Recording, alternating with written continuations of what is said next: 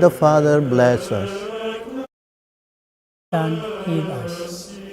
May God the Holy Spirit enlighten us and give us eyes to see with, ears to hear with, Hands to do the work of God with, Feet to walk with, and mouth to preach the word of salvation with.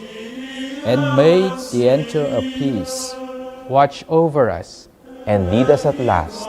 By the Lord's gift to the kingdom. Amen.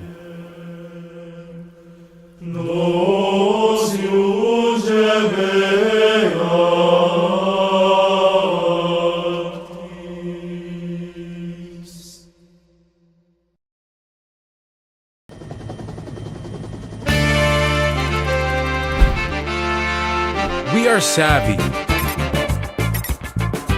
We are more than just content creators. We are storytellers. We tell the Tomashan story. Stories of victories. Stories of inspiration. And the story of unending grace. We are 360. We can be found here, and here. We have industry standard equipment and facilities for hands-on use. These equipment also enable us to service people by producing a myriad of content. We don't just share stories, we engage people. We are professionals who take our craft seriously by transforming crazy into impressive. Side by side with our student volunteers. We hone, we cultivate, we are committed to truth and enkindled by love. We are the USD Communications Bureau.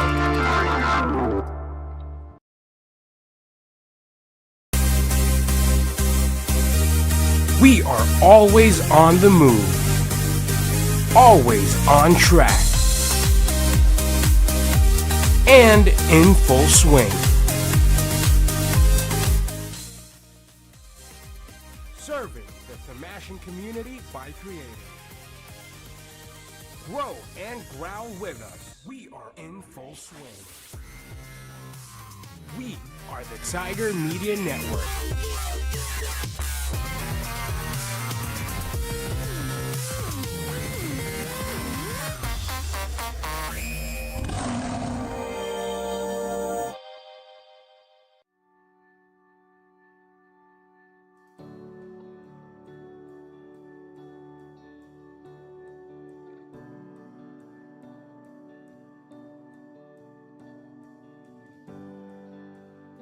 A reading from the Holy Gospel according to Luke.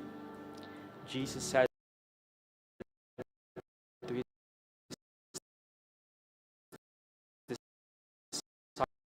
disciples, I have come to set the earth on fire, and now I wish it were already ablazing. There is a baptism with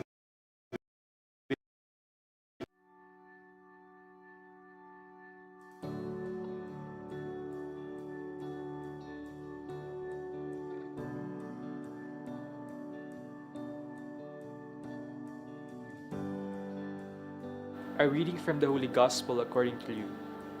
Jesus said to his disciples, I have come to set the earth on fire, and now I wish it were already ablazing. There is a baptism with which a man must be baptized.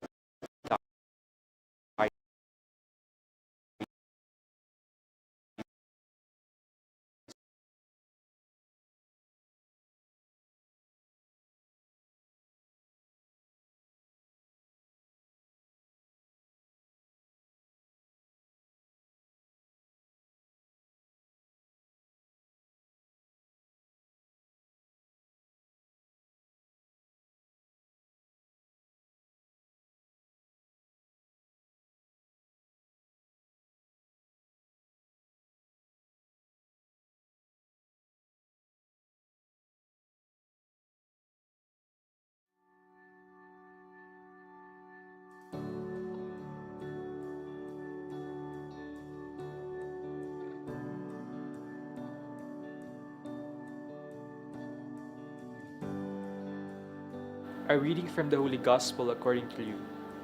Jesus said to his disciples, I have come to set the earth on fire, and now I wish it were already ablazing. There is a baptism with which I must be baptized, and how great is my anguish until it is accomplished. Do you think that I have come to establish peace on the earth? No, I tell you, but rather division. From now on, a household of 5 will be divided, 3 against 2, and 2 against 3. A father will be divided against his son, and a son against his father, a mother against her daughter, and a daughter against her mother, a mother-in-law against her daughter-in-law, and a daughter-in-law against her mother-in-law. The Gospel of the Lord.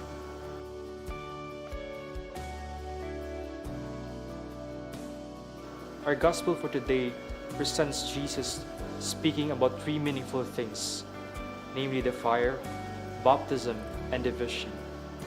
It is hard to decipher what Jesus meant when he said this, but it calls us to a deeper reflection to unravel its true meaning and relevance in our daily lives.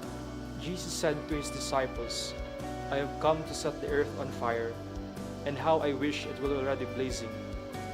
In the Old Testament, fire symbolizes purification, judgment, and God's living presence.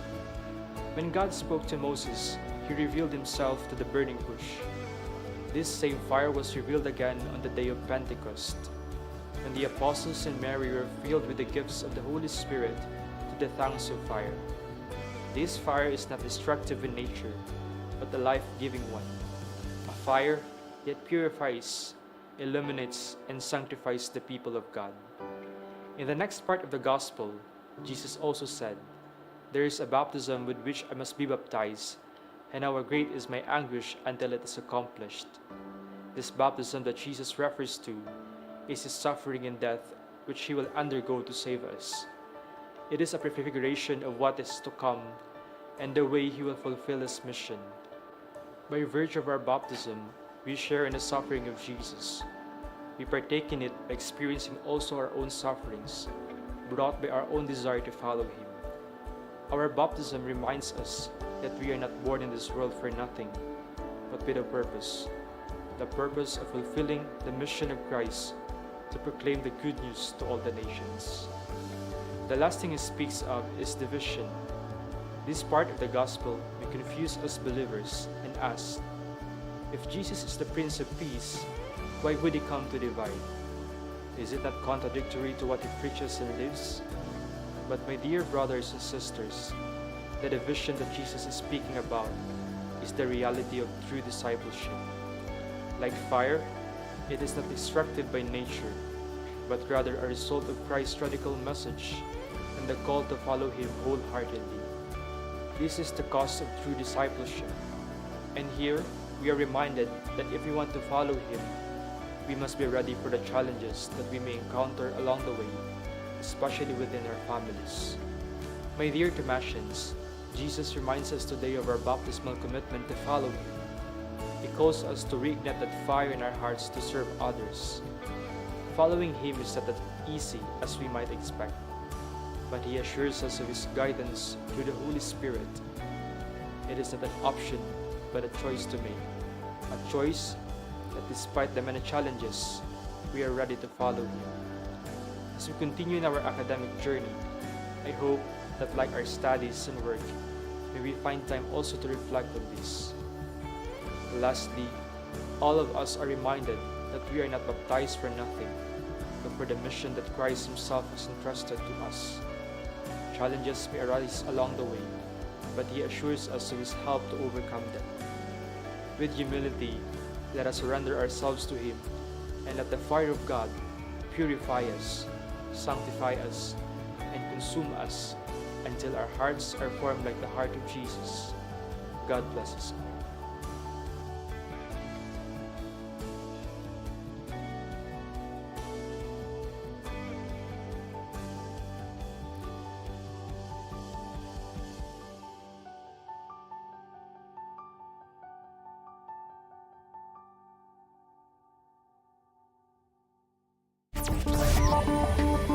giving you the updates on national and local matters.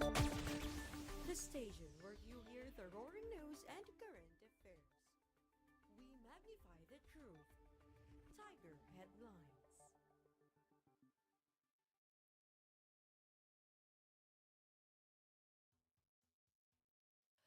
Serving you the hottest news flash within and outside the campus. This is Tiger Headlines. Good morning, UST. I am Kylie Caparos, and here are the latest happenings. UST Tigresses sweep round 1 of UAAP Season 88. The UST Growling Tigresses have perfected their round 1 in the UAAP Season 88 women's basketball by handing the UP Fighting Maroons a 75-61 defeat at the Mall of Asia Arena on October 22. The Tigresses are now 7-0, securing their first round sweep for the first time since UAAP Season 74 in 2011. Bridget Santos stands out with a season-best 26 points and 6 steals, while Rachel Ambos adds 10 points. The two are the only Tigresses who reached double figures in scoring. This season, the Tigresses have dominated their opponents with an average winning margin of 29 points, including a landslide 57-point victory over the UE Lady Warriors last October 4.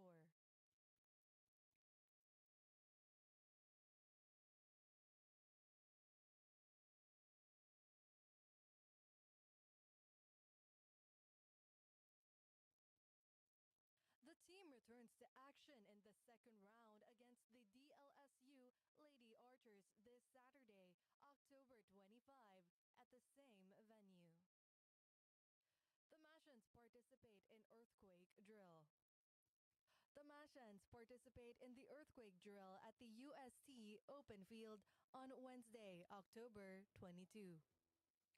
Organized by the Campus Safety and Security, UST conduct the earthquake drill as part of the third quarter nationwide simultaneous earthquake drill, or NSED. Students, faculty, and staff evacuate from the buildings to assemble at open spaces. Participants practice the drop, cover, and hold protocol to anticipate falling debris. Artlet's Department of Modern Languages promotes cultural and linguistic heritage. The UST Department of Modern Languages holds an event titled Timeless Tuesday, Paisajes, Cultura, Lengua, Un Viaje a Galicia at St. Raymond de Peñafort Building on October 21, Tuesday. The lecture explores traditions, history, and language by highlighting cultural and linguistic heritage of Galicia, Spain. Before the department showcases film screenings of notable Italian and Spanish films as part of the Timeless Tuesday series. These kinds of cultural activities encourage the Mashans to embrace diverse cultures through multimodal approaches. UST Best Society holds Basic Club 2025. The UST Behavioral Science Society is hosting its annual formation training, Basic Club 2025, igniting environmental stewardship, sustaining the Tamashan spirit. Today from 11 a.m. to 3 p.m. at the Commerce Audiovisual Room, St. Raymond's de Peñafort Building. This training workshop aims to develop leadership and sustainability skills among leaders and marshals, sparking a movement for purpose, passion, and protecting the planet. Featured speakers include Associate Professor Maria Sanita A. Kilatan, PhD, faculty member of the Institute of Religion and Environmental Advocate, and Ms. Cheyenne Gallo, President of Earth UST Organization. The speakers will share their experiences and insights on environmental sustainability and animal welfare. Students and members of the Tamashan community who wish to participate can answer the form in UST Behavioral Science Society Facebook page. UST holds 16th Free Linguistics Conference, or FLC, 2025. UST is hosting the 16th Free Linguistics Conference 2025 from October 24 to 25. Before that, a pre-conference workshops will be held on October 23. The event is led by the UST Faculty of Arts and Letters and UST Graduate School, alongside the Linguistic Society of the Philippines and the FLC Group. It will tackle the significance of language and its role in holding lives and communities. The pre-conference workshop to be held in UST consists of morning sessions tackling the analysis of Filipino discourse and the importance of engaging with students, while the afternoon sessions focuses on forensic linguistics and designing credible community projects. A total of 2 workshops will also be held at De La Salle University, one in the morning and one in the afternoon. All workshops will allow participants to delve into multiple areas of language studies, setting the tone for the main conference that will include plenary sessions, paper presentations, and insightful discourse among attendees. These are the stories of the day. Once again, I am Kylie Caparros. For more of your daily dose of Tamashan news, just keep it here at Tiger Headlines.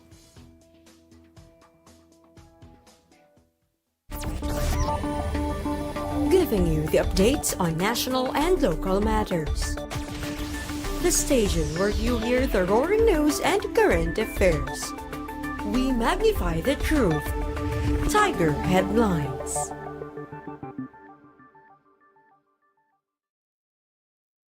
We all know what a fire is, don't we? Yes. It destroys properties, it harms people, it can even claim lives. Not cool, right? So the question is, how can you protect yourself from fires, especially when you are inside the campus? The answer? Fire extinguisher! But the big question is, do you know how to use it? There are typically 4 different types of sources of fire that you need to be familiar with. Type A involves the combustibles like wood, paper, and cloth. Type B involves flammable liquids. Type C involves live electrical and electronic equipment. And Type D involves the combustible metals like aluminum. So let's cut to the chase. Here's a how-to-do video on the proper use of a fire extinguisher, just in case you know. First, make sure you stand 6 to 8 feet away from the fire. That is in order to protect you from the heat and possible burns. Follow this 4-step procedure, which we call PASS. Letter P is for pull. Pull the pin to unlock the operating lever. This allows you to discharge the extinguisher. Next is the letter A for aim. Make sure you aim the extinguisher nozzle or hose at the base of the fire. The first letter S is for squeeze. Squeeze the lever. This discharges the extinguishing agent, and releasing the lever will stop the discharge. The second S is for sweep. Keep the extinguisher aimed at the base of the fire and sweep left to right until the flames appear to be out. Once the fire has been extinguished, make sure to watch the fire area. Again, pull the pin, aim the nozzle, squeeze the lever, and S is for sweep. Oh, by the way, make sure to always check the tag and expiry dates of each extinguishers before using them. So in times of fire, just stay safe and calm, because now more than ever, you already know what you're supposed to do. Now how cool is that, huh?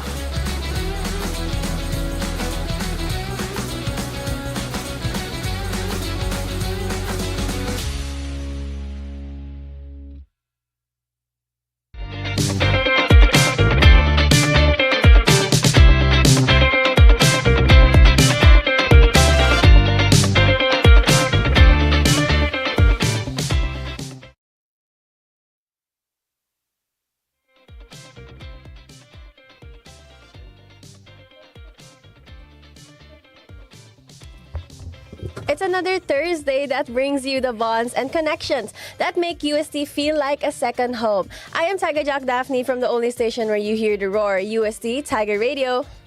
And I am here once again to remind you to live, laugh, and love. This is Raf Villacorte on the show that puts the R to your mornings. Tiger Rush! Yes! Oh my gosh, ang tagal natin hindi nagkita. Ang tagal neto. Hindi nagkita. Grabe. So, kamusta naman yung gising mo kaninang umaga? Well, to be honest, masarap. Let's say, I would say na masarap naman yung gising ko kanina. Very, yes! Pakiramdaman. Ikaw ba? Ako, medyo okay lang kasi nasa ilang oras lang kasi yung tulog ko. Pero, you know, when you're awake, you're up and going. But you know what made the morning even more exciting for me? The fact na nagbabalik tayo 40-hour Thursday. Yes, we're back. Namiss ko to. Nakakamiss talaga as in. This has been grabe. The prelims week and now we're back here in the Tiger Radio booth. Yes, we are. Ngayon, lalo na, alam mo ngayon, may mga balita na lagi dapat natin tutukan because, you know, lahat dapat tayo involved sa mga, dapat tayo nakikibalita. Especially right now. Yes. Whether we like it or not, dapat alam natin eh. Dapat nakikialam tayo. You feel me? That's right. Kasi dapat aware talaga tayo. Our generation is only one click away from being informed and educated. So, why don't we use that to our advantage, di ba?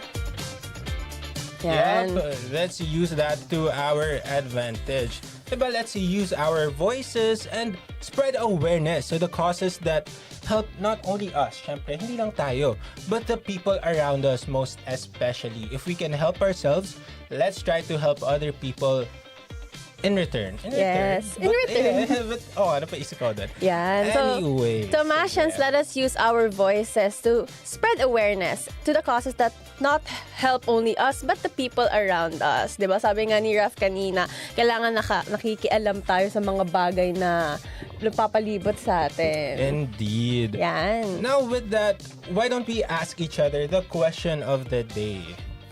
With that, ready ka na ba? Okay. Kinakabahan ako. Okay, ready na ako. Alright, sige.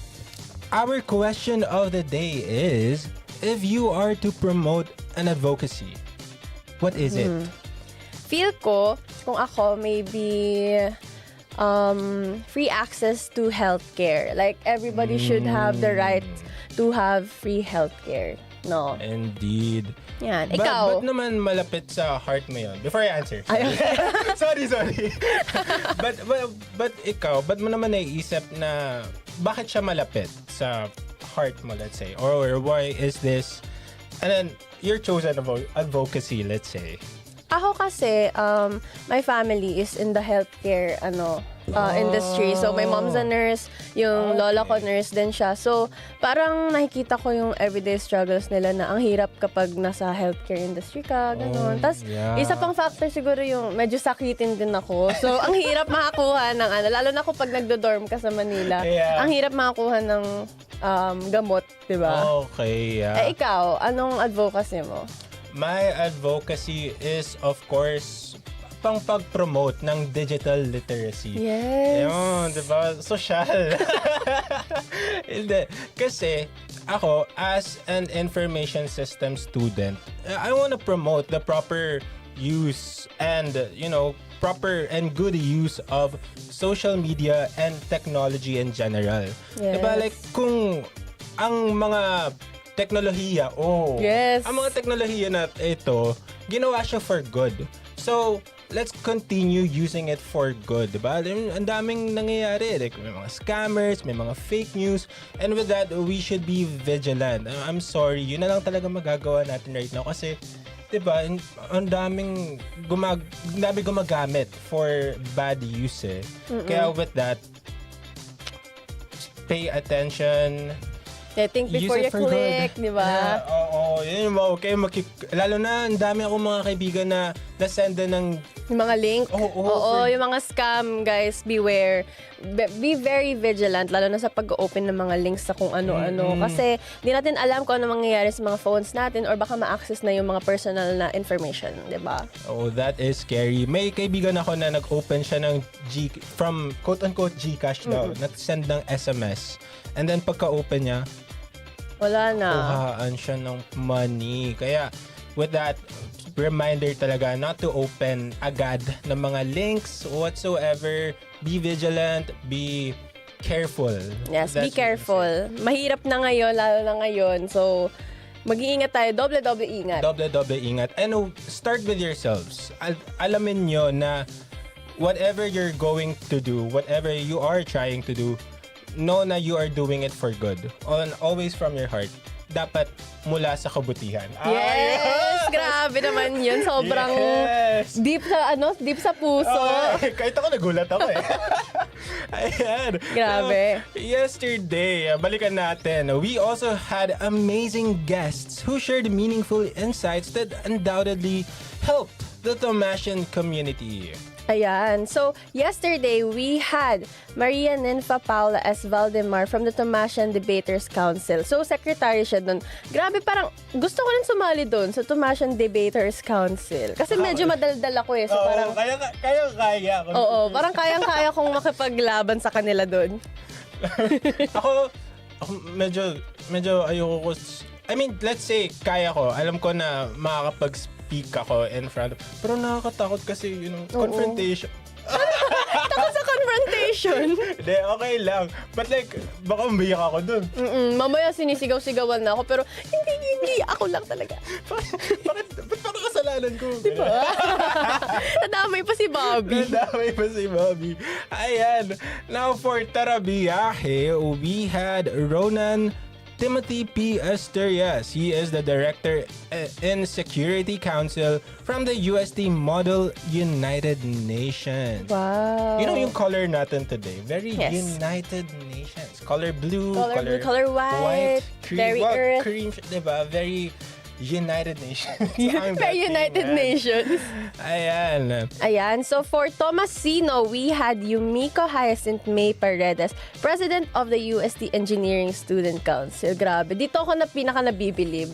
Kasi engineering is one thing, but to become a President of Engineering Student Council is another thing. Oh my. It's, grabe nga yung, siguro grabe yung mga responsibilities na they're trying to gauge all the time. Especially as an engineering student pa lang in itself, diba? Sobrang hirap na nun, diba? Kasi hindi lang ACADS yung inaano mo, may org life ka pa. So, syempre, ang laki din ng hawak ng engineering, like hindi lang industrial, chemical, civil, ang dami nun. Buong engineering. So, grabe, nabibilib talaga ako. Grabe nga yung pagiging president. Engineer, nga. Kung ikaw, let's say, kung magiging isa kang engineer. Kung kukuha ka lang. Ako kasi, medyo in-explore ko yung possibility na I wanted to be a quote-unquote Ruanyo boy. Yes! Yung mga dyan. Yung mga tabi, malapit lang sa amin, nasa Prasan. Isang tawid. Isang tawid lang.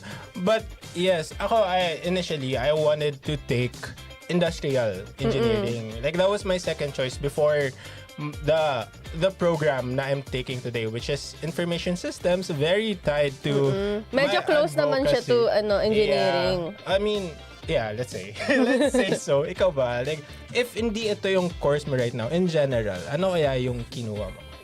In general, tingin ko I'm somewhere in College of Science. Kasi noon, gusto ko rin talaga yung psychology, pero naisip ko parang maybe that's not the right path for me, 'di ba? Since nga, 'di ba, sa College of Science, since na-influence ako ng mom ko kasi nasa healthcare industry siya. So, pero hindi naman sumagi sa utak ko na mag-nursing kasi nurse siya. Pero in this way, parang nakakapag-spread na lang ako ng awareness. Yes, diba? As the journalist. Yes. Diba? If you can't, syempre, with yourself, ano ka na lang, mag-spread awareness, raise awareness, lalo na in the healthcare industry, diba? Yes, kasi sometimes the healthcare industry is oftentimes very overlooked, 'di ba? Kasi parang nadidim siya na not important. Pero our health is the most precious treasure, Wow, 'di ba? It's the most indeed, precious treasure na meron tayo, and walang makakakuha nun sa atin. Wala nga, indeed. Di ba sabi mo kanina, since ang advocacy mo is focused on healthcare, di ba? Anong mga nakikita mong plano for it? Oh my gosh. Para kung presidente. Grabe naman yung tanong na yun. Pero kung ako siguro, I think since I'm a student, it's best to raise awareness and, educate ourselves. Kung bakit we really need that kind of, action. Kasi hindi naman tayo magsasabi ng mga ganong klaseng bagay kung wala tayo napapansin na kulang or mali. Kasi now, grabe, since flu season din, di ba? Flu season. Oh my. Ang hirap, medyo mahirap siya kasi, nagkakaubusan ng mask, mga alcohol, ganon. Ikaw, kung yung sa advocacy mo kanina, which is digital literacy, what can you do to spread it? To spread my advocacy, syempre, start with yourselves talaga. Yun nga, sabi ko nga kanina, just take into consideration na kung ano man yung tinatry mong gawin, do it for good. Diba? Kasi ang teknolohiya nga, ika nga. Yes! Umiika siya! Ang technology nga was made for good. It was for the betterment of people. Diba? It's for the society. Para rin naman sa atin yun, diba? Yeah, kaya with that, just stem from goodness. Diba? Huwag mong isipin lagi kung paano ka makakasakit ng ibang tao or for your own personal gain. Kung yung tinatry mo i-gain is makakasakit ka, wag mo nang i-consider, diba? Check yourself out. Oh. Yes, check yourself out. Pero yun nga, gaya nga ng sabi ni Raf, parang it's much more better if we use it to the betterment of our society. Diba, if we think about it, pag tayong dalawa nag-join forces with our advocacy, diba? Using my social media literacy, diba? With digital literacy, with her journalism capabilities. Diba? Ayan. So, saan na ba? Okay, now, with that, for those who missed it nga naman, don't worry. You can still find the last episode, yesterday's episode, on UST Tiger TV. On Instagram, we are at US Tiger TV. And on Facebook, TikTok, and YouTube, that is UST Tiger TV. And for UST Tiger Radio, we are UST Tiger Radio on Facebook, US Tiger Radio on Instagram and TikTok. And please give us a follow on Spotify. We are UST Tiger Radio off air. And now with that, we will be right back.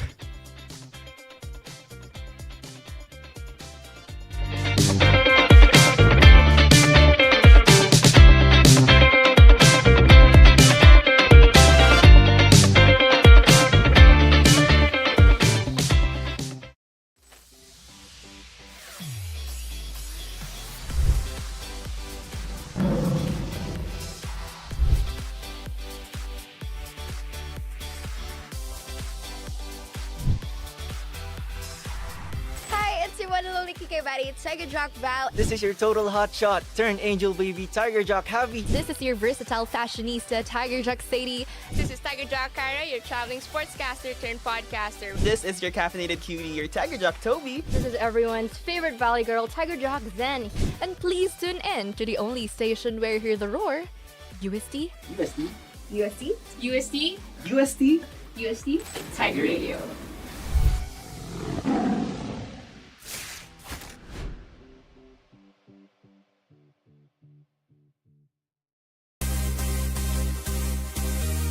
We are always on the move, always on track, and in full swing. Serving the Tamashan community by creating. Grow and growl with us. We are in full swing.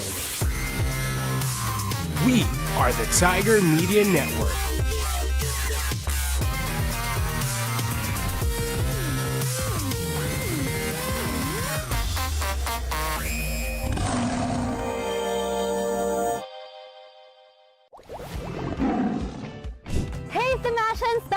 cool na naman! This is Hometown Vlogs. Stay tuned for our next destination. Welcome to a new edition of Culture Shock. As a New Yorker, charis. Of course, it's a big win for UST. Saan tayo kakain? Mine is the red velvet latte. I feel so ecstatic. It's so exhilarating. Host for today's episode of Lifeline, where we improve our lives by feeding our minds. Go, Sec! Go, Sec! Go, Sec! Go, go, go, go! The front runners. First in line, legacy through time. This is Tiger TV's The Conscious Mind, reminding us to live life with serenity and that healing comes from within.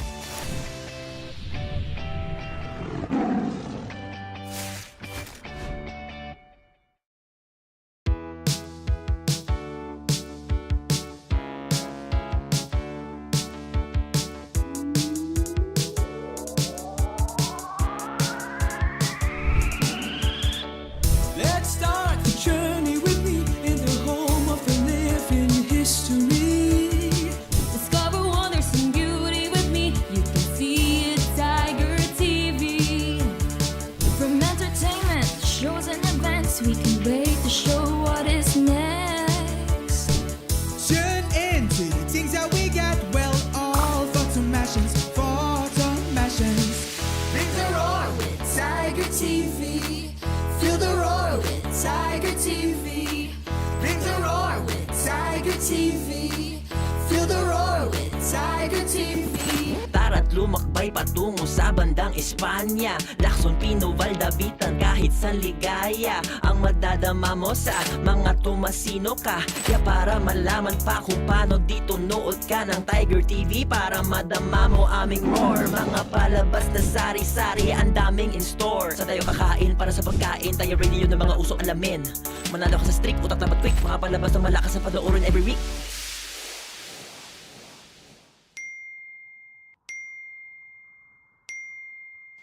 Bring the roar. Bring the roar. Bring the roar with Tiger TV. Bring the roar. Bring the roar. Bring the roar with Tiger TV. Conscious mind for your unwavering thoughts. Bring the roar. Heck, kasi naman to be informed. Bring the roar. Culture shock. Lifeline, frontrunners, the assignment. Tune in to our shows. Sabay-sabay nating sabihin. Bring the roar. Makinig ka sa aming sasabihin. Bring the roar. Mula Espanya! Bring the roar. Dapitan. Bring the roar. Lakso! Bring the roar. At Naval. Bring the roar. O kapag tumasyan, sabay-sabay nating sabihin. Go, hindi. Go, hindi. Go, hindi. Go, hindi. Go, hindi. Tiger TV. Bring the roar with Tiger TV. Bring the roar with Tiger TV. Bring the roar with Tiger TV. Bring the roar with Tiger TV. Feel the roar with Tiger TV. Feel the roar with Tiger TV. Bring the roar with Tiger TV.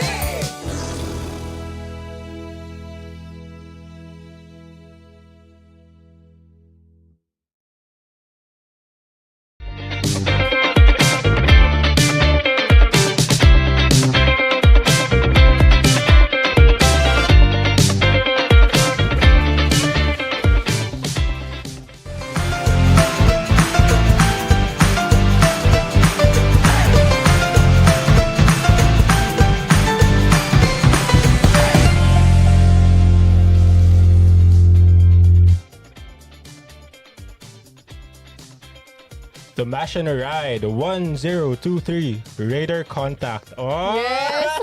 Galing, no? Welcome back to your favorite morning show, Tiger Rush! We really miss makipagchikahan sa inyo guys with so many meaningful topics that we have already discussed in this show and mga nakikilala nating mga bagong org. sino at anong org naman kaya ang next? Excited na rin ako. So let's not make this long at makipagkilala na sa isang panibago na namang org that will join us para makipagtsikahan at makipagkwentuhan. Yes, so hang on tight because #OOTD's goal is to guide Tomasians in their org journey based on first-hand amusing stories from people within the organization. Your choice of org will never go out of style. #OOTD. Let's get to know them by inviting one of their members here and makipagtsikahan sa kanila.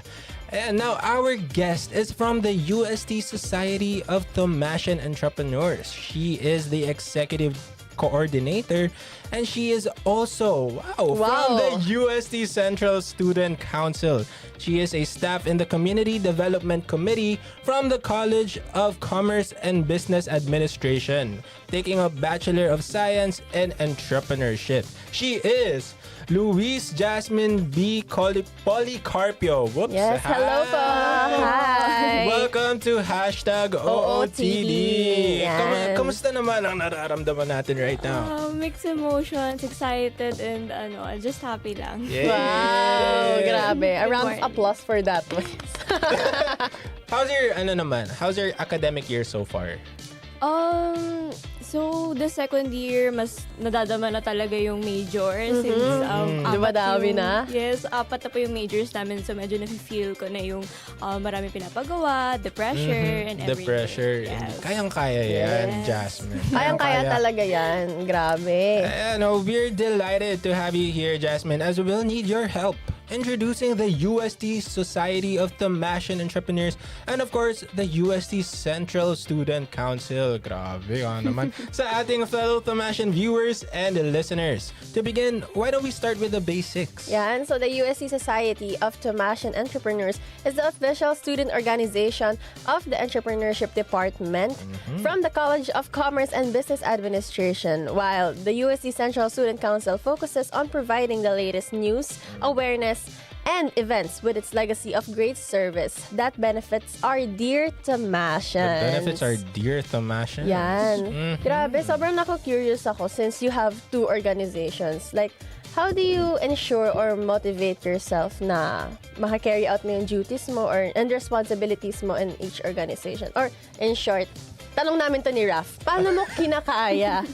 Paano nga naman talaga kinakaya? So, from senior high school sa UST SHS, I started with 2 organizations as well, sa Pax Romana and like a theater organization. So, by then, syempre kinakapa ko pa siya.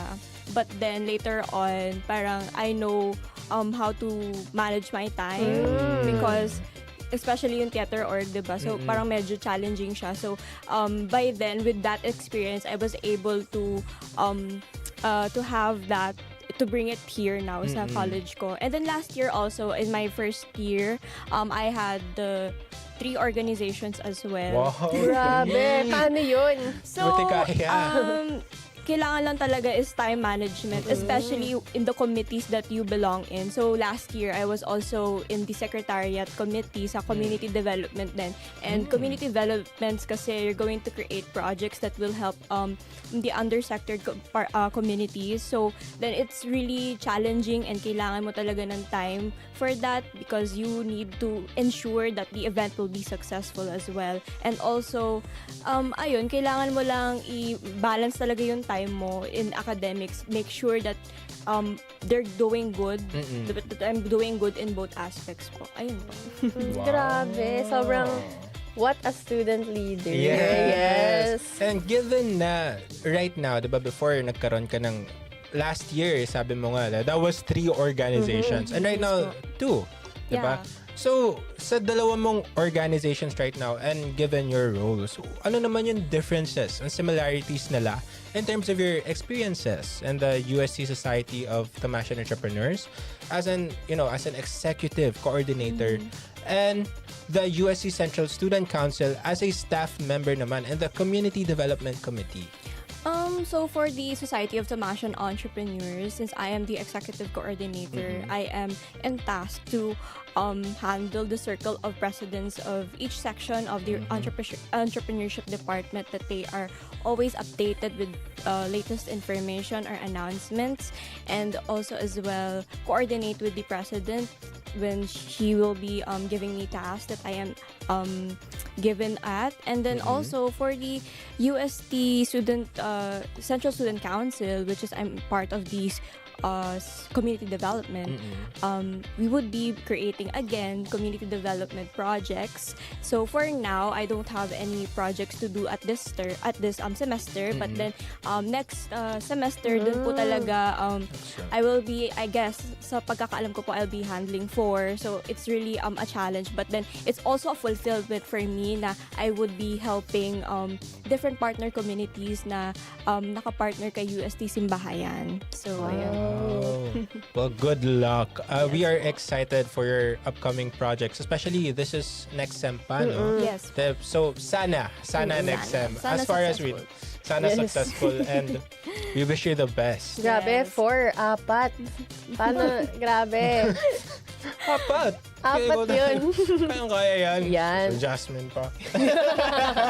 Ayan. So, the UST Society of Tamashan Entrepreneurs welcomed its new members recently. So, what is something that you think they will enjoy the most in the organization? Every December, we have a F2F na onboarding meeting, or parang a little trip to another place. I don't know, last year I think it was in Rizal. So parang ayun, parang nagkaroon doon ng overnight ganon, and then may swimming. So I think that was a great avenue to know people well and to have connections with the entrepreneurship department, especially that in the entrepreneurship department we will be implementing businesses in our 4th year. So it's really important that we could have connections with our higher up, so that we will be able to know kung ano yung mangyayari sa higher years namin, and so on and so forth. Grabe. Nabilib ako dun sa Rizal, Ang layo na. Gusto ko rin nun. Pwede sama po kami. Yun lang yung habol. Pero it was a good way nga raw to Welcome its new members. Welcome its new Grabe. members, makipagkilala, especially nga raw na sa 4th year. May mga businesses na daw sila. Actual businesses silang i-implement. That's it. Well, implement. Kanina pa ako. Iba-iba mga words na lumalabas sa bibig mo. Today's my day. Yes. Today is our day. Yes, today is our day. Grabe. Inclusivity. Yes.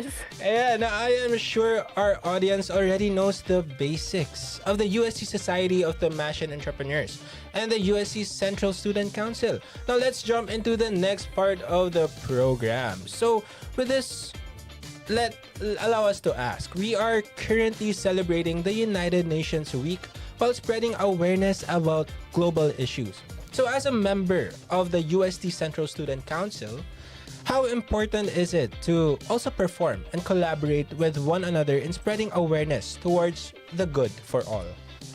So as part of the organization and also as an entrepreneurship department, it was always instilled to us to create businesses that has value and that innovation meets sustainability. So sobrang important nun. And during my first year, we had the organization had a event which is titled as Harvesting Innovations, wherein they introduced us to many entrepreneurs, and one of them was a graduate also of BS Entrepreneurship here in this university as well, wherein she introduced kung paano siya yung naging Entrepreneurship of the Year actually. Wow! By having a business na application siya wherein you can trade clothes para kasi syempre 'di ba yung mga problems ngayon is yung fast fashion.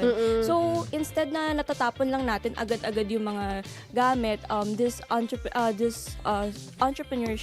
entrepreneur created an app wherein people could trade their clothing so that it's put into good use pa rin, no, kahit papaano. So ayun po, with that it brought me inspiration to also do the same and to think of a business or to have opportunities to think ano kaya yung mga businesses na pwede kong gawin in my higher years that has sustainability and that would create a good impact sa community natin or sa society. I'm glad na you're on track with this na alam mo kung ano yung mga dapat mo i-consider. May sinabi ka kanina where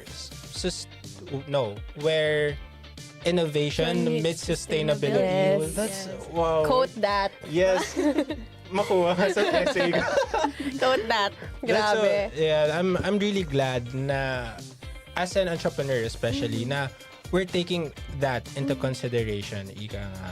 Grabe. Since biktima rin ako ng fast fashion. I think kailangan kong malaman yung business na yan. Ready kami sa pag in-implement mo yung business na yan, di ba? Yes. So, bawasan ang fast fashion, di ba? Okay, lalabas na lang po ako. Joke lang. So, how do you think, like, being part of these organizations, how has it shaped you as a person and helped you as part of your Tumashan journey and as a future entrepreneur? So, like what I mentioned kanina, when I was in senior high school, I focused kasi with my enhancing my talent, which is in the theater organization. But now when I entered college, parang sabi ko, I wanted to hone my capabilities as a leader. Kasi it's similarity to being an entrepreneur, di ba? You're going to lead people. Indeed. And then I said, I want to hone my capabilities. Yun yung parang vision ko when I enter an org. But then, when now I was in my second year now, and nagkaroon ako ng experience with the UST Central Student Council when I was in my first year, and with STE and with a student council, with our local student council, parang sabi ko, nag-deepen yung fulfillment na gusto ko na ayoko lang pumasok sa org because I want to hone my capabilities. Syempre part na din yun, pero I think what went more deeper is yung parang fulfillment ko to serve yung mga students natin kasi nakikita ko sa loob ng organizations ano kaya yung mga problems na nakikita ko and ano yung mga hinaing ng mga estudyante. So parang with that, parang nagde-deepen yung fulfillment ko na I want to do this because I wanted to serve the students. So, grabe, sobrang inspiring. Bigyan niya ng platform na agad. Tama. So, lahat nang gagaling sa puso Because that's what we want to see in student leaders. Someone who doesn't use the platform for clout, di ba? Kasi medyo marami, laganap din yung mga student leaders na for anong tawag doon? Like, for its name lang. Yeah, for its They name, don't want to serve the student body. So or let's say for power. Malagay lang sa pwesto just for the sake of it. Yes. Diba? It's nice to see, no, diba, na parang meron pa namang mga student leaders just like Jasmine na who really want to serve the student body. Jasmine, everybody. Ayan. So we've listened to the basics and the culture of the organizations. So now let's look into the legacy that you envision and aim for the UST Society of Tumashan Entrepreneurs and the UST Central Student Council. So are there any current or upcoming projects or programs na you would like to share with us on things sneak peek sa both orgs? So for our Society of Tumashan Entrepreneurs, our very own, we'll be having our GA. Although I am not the main project proponent, pero I'll be helping the president also to make sure that everything is organized as well. And then sa Central Student Council naman, as mentioned earlier, that we will be having actually marami, pero yun nga, I will be handling 4. I think one of them is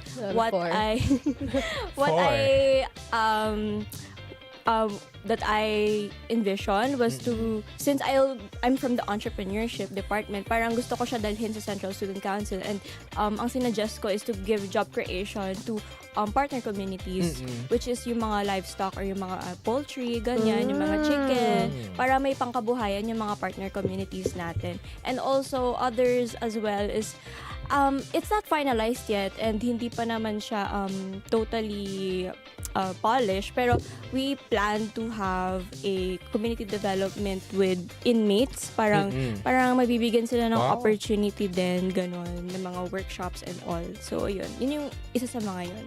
Ang ganda ng plano nila. Yes. Ganda ng plano nila. Well, sana matuloy, sana maging successful. Yes. We're all rooting for you here. Grabe. Sobrang nakaka-inspire. Kasi yung sinabi nga niya kanina, di ba, na parang since she is from the entrepreneurship department, gusto niyang para madala rin yun sa Central Student Council. So I think that's really nice. Yes. Di ba? Now, with that, allow us to ask naman na as a current member of both orgs, from the UST Society of Tomasian Entrepreneurs and of course the UST Central Student Council, how would you like the Tomasian community to remember the organization? Siguro for the Central Student Council and in the aspect of my team, the development committee, that we are always ensuring and that we are very fulfilled and we are very having this burning passion for community development, and ini-ensure talaga namin that we would complete the community developments that will be given to us, especially that most of them will be happening in next semester. So, ayun, parang we just wanted to really show that we are very dedicated and ayun. Tapos sa Society of Tomasian Entrepreneurs naman, I think that we are just not merely student entrepreneurs, but we also have this common goal, yun nga na innovation meets sustainability, and we will always be instilled with that vision. So, ayun. Wow. Innovation meets society, and they are instilled with that vision. Grabe. Constantly. Nanakawin ko na yung quote na yan. Dami kong key takeaways sa kanya. Ang ganda. Yan. So since you stated na being an entrepreneur is also being a leader, would you like to offer some advice for our dear Tomasians on spreading awareness about global issues, especially here in our country? I think it's we know that social issues right now are very rampant, especially today's.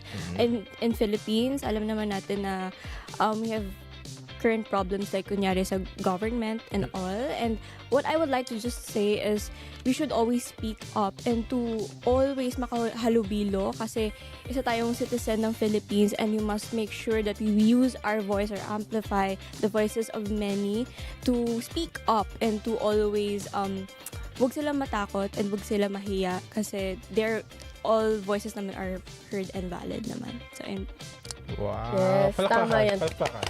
Tama yan, guys. Gaya nga ng sabi niya, di ba? We need to speak up because walang makakarinig sa atin kung hindi tayo magsasalita. Diba? Kaya patuloy na magsalita. Let your voices be heard. Yes, wag tayong matakot, guys, di ba? Now with that, what an insightful discussion with you, Jasmine. But to our viewers and listeners, don't leave yet as we will get to know the fun quirks and teas of the org. Yeah, and before we leave, the show will not end without challenging our invited guests by seeing what they answer in a quick game of Scenario Challenge. Yes. We will give you three certain scenarios in relation to your org, and then you will simply describe what you will do in that given scenario. Yan, ready ka na ba? Yes, I love that energy. Now with that, let's play Scenario Challenge. Ayan. Alright. So for your first scenario, listen. Let's take it in. Pause lang. Pause. Pinakabala. Ayan. Okay, for our first scenario, your organization is hosting an awareness campaign on global issues, and you have been tasked with coordinating with a potential guest for the campaign. How would you communicate with the guest and persuade them to participate in the campaign? First and foremost, magpapakilala, and also i-share natin yung vision, yung common vision natin dalawa. And that way, we will be able to persuade them easily. Although, syempre, there are times na we have to talk to them thoroughly, but I guess we just need to share yung organization natin, what we believe in, what are its core values, and share its common purpose and what will be its impact to the audiences that will be seeing this campaign. So, ayun po. Wow, what a nice answer. Grabe. Sa scenario challenge. Isipin mo kung ano yung common, paano mo sinabi? Yung common vision. Common vision nyo, diba? Kung bakit kayo nag-uusap in the first place and what you have your eyes on and what you can agree on. Grabe. Sobrang inspiring naman. Grabe si Jasmine. I love her today. I love her. Yes. Yeah, and for your second scenario, okay, ready ka na? Hindi na ba tayo? Okay, hindi na. So, conflict opinions between colleagues can sometimes occur during organizational meetings. If you were in this situation, how would you handle it to maintain professionalism and ensure a peaceful and successful meeting? We should give equal time for each member to speak up their truth and to speak up of what they think or opinions nila.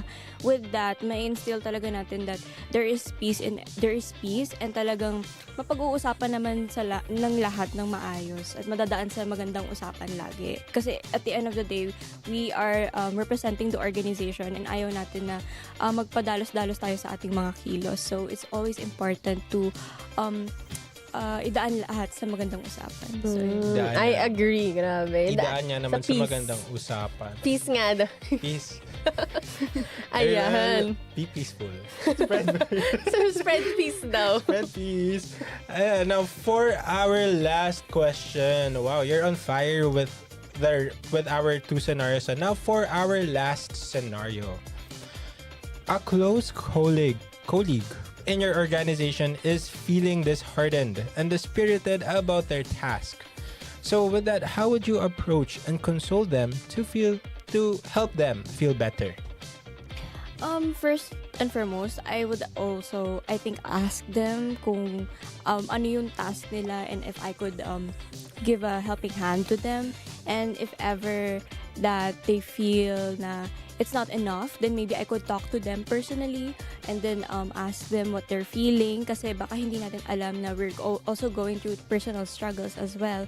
So I think it's important that we'll be there for someone and also help them if we can. And then, ayun, I think with that, they could go have a breather and be much more comfortable to do their task. And I think just thoroughly help them hanggang sa makakaya ko. So, ayun. Wow, grabe. Bilib na bilib si Raf ngayon sa mga sagot ni Jasmine. Or maybe kasi wala. TR Thursday, nagbabalik. It's our first day back on the job. Back on the job, happier than ever. Yes! Pero grabe, sobrang nakaka-inspire. Kasi since when you're a student leader, you're a student first, diba? Yeah. So, it's very important na you have that support system also. You take to give that support system to other people. Kasi, syempre, you want that common good in the organization. So, it wouldn't work naman talaga if may bad, parang feelings yung ibang mga members. So, it's very important that we keep in touch with one another. First, syempre, congratulations sa Scenario Challenge. Natapos mo ang Scenario Challenge. Grabe. Diba, ika nga student leader, yung leader part, galing. Diba? From the heart talaga, ang bigayan. Ginawa ko. Nahiya ako. Ayan. Pero, please, plug USC Society of Tamashia Entrepreneurs, yung mga socials nyo, and of course the USC Central Student Council, yung mga social accounts, and if there are upcoming events like na-mention mo kanina, or maybe may parating na mas early, let's say. Okay po. So for UST Tamashia of Entrepreneurs, its FB is simply yung name namin, Society of Tamashia Entrepreneurs, and then sa IG naman is UST at UST.STE, and then sa UST Central Student Council, I think it's the whole name naman, UST Central Student Council. And for our upcoming event in the UST STE, we'll be having our General Assembly in November 5. So sa mga ka-entraps natin dyan, please magbigay na kayo ng representative for the GA. Yes. Kasi po siya, parang singing contest. Ay, wow! So, sa mga ka-entraps po natin, sana magbigay na kayo ng representative. Yan. Sige, sasali na lang kami. Pwede kami. Pwede ba? Kahit hindi kami entra. Ready kami. Naka-ready na si Raf. Ayun na yung mic niya. Good evening. Yeah! Sabi singing contest daw. Introduction. I'm so, yes. Ready na siya. Cue. Pakicue na daw yung music. Ready na daw siya kumanta. Ayan. So please guys, sa mga ka-entrep daw ni Jasmine, don't forget yung GA ninyo and mag-participate daw kayo kasi singing contest yun. Baka naman may pa-prize yun, di ba? Let's see. Yeah, di ba? Ayan. So thank you, Jasmine, for joining us here in #OOTD in Tiger Rush today. Grabe. We have really learned a lot. Lalo na si Raph, parang ang dami niya nakuhang mga quotes. Key takeaways, mag-ready kayo. I'm a change man. Oo. Ika-caption niya na yun sa Facebook pag na siya. Nagpalit na siya ng profile picture. Ma-cover photo. Ayan. Now with that, allow yourself to shout out ang mga members mo sa both orgs. So say hi to them. Shout out to UST SCE, especially to my committee, Office of the President, Ate Angela, and the Academic Affairs Committee and the Straw Committee, and also my friends from TE1 and TE3, #the Bebes. Wow! And also, Keeping Up with Jazz, yung really pangalan ngayon ng friend group. Yes! So, TV show. Titrip kasi sila. Ano pa ba? Ayun, may classmates, so yun din. Yun po.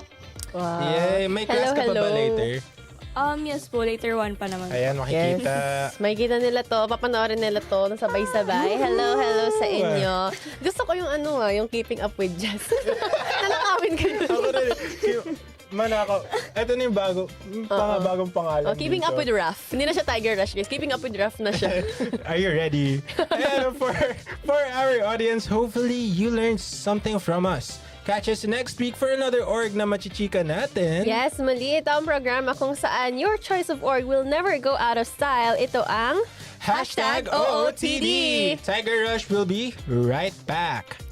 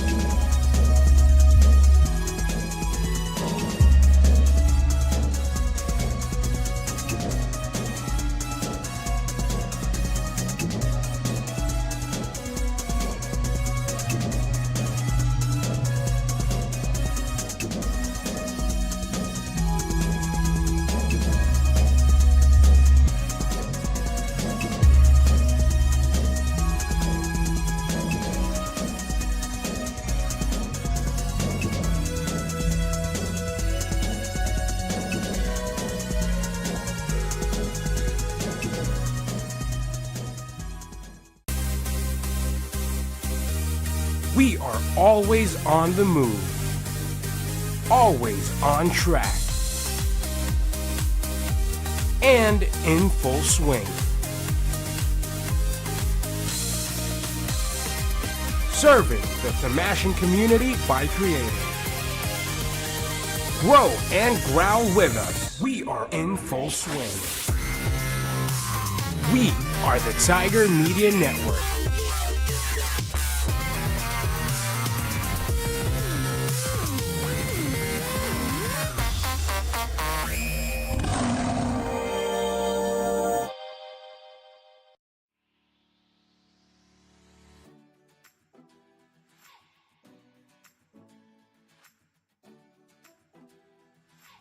Welcome, and Pax Christi in Regno Christi. The UST Pax Romana is the premier religious student arm and advocate of peace in the university. We are the oldest religious organization that was officially founded in 1941 and still upholding the university's Christian ideals. It is a religious, educational, cultural, social-civic, peace-advocating, non-profit, and non-political organization.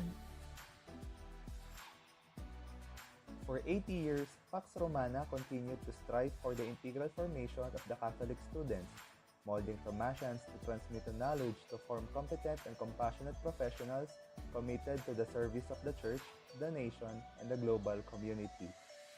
We go beyond by offering Christ-centered programs that are rooted in our Catholic faith and values.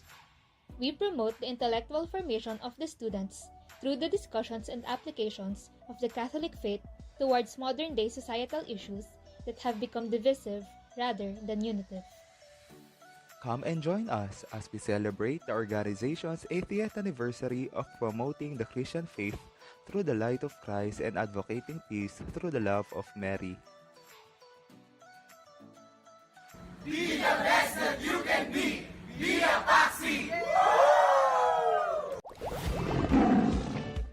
Hey, Tomasians! Back to school na naman! This is Hometown Vlogs. Stay tuned for our next destination. Welcome to a new edition of Culture Shock. As a New Yorker, charis. Of course, it's a big win for UST. Saan tayo kakain? Mine is the red velvet latte. I feel so ecstatic. It's so exhilarating. Congratulations! Host for today's episode of Lifeline, where we improve our lives by feeding our minds. Go, Sec! Go, Sec! Go, Sec! Go, go, go, go! The front runners. First in line, Legacy through time. This is Tiger TV's The Conscious Mind, reminding us to live life with serenity and that healing comes from within.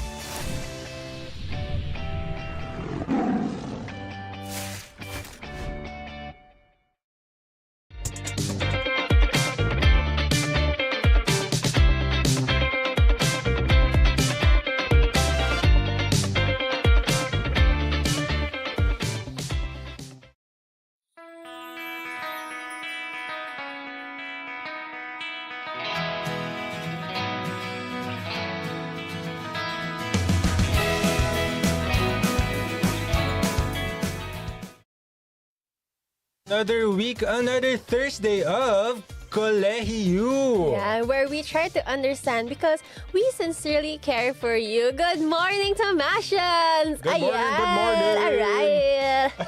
Ayan. It's been a very long time since we had our Kolehi-U segment.